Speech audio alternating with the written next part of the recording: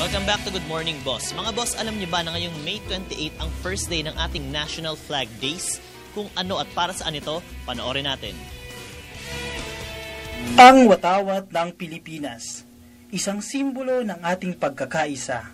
Pinapakita nito ang kalayaang ating pinaglaban. Itinahi ni na Marcela Agoncillo, Lorenza Agoncillo at Delfina Herbosa de Natividad sa Hong Kong at idinisenyo ni Emilio Aguinaldo. Ito ay binubuo ng mga sumusunod na kulay. Pula para sa katapangan, asul para sa kapayapaan, at puti para sa kalayaan.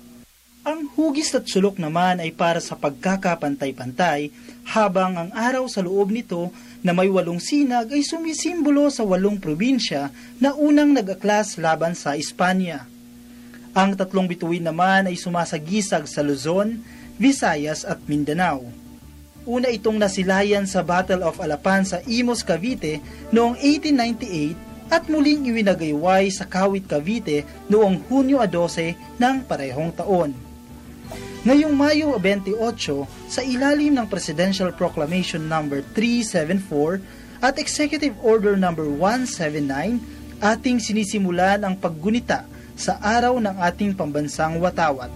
Mula sa araw na ito hanggang Hunyo 12, araw ng ating kalayaan, buong karangalan nating iwagayway ang sagisag ng ating pagkakaisa at ang simbolo ng ating pagka-Pilipino, ang watawat ng Republika ng Pilipinas.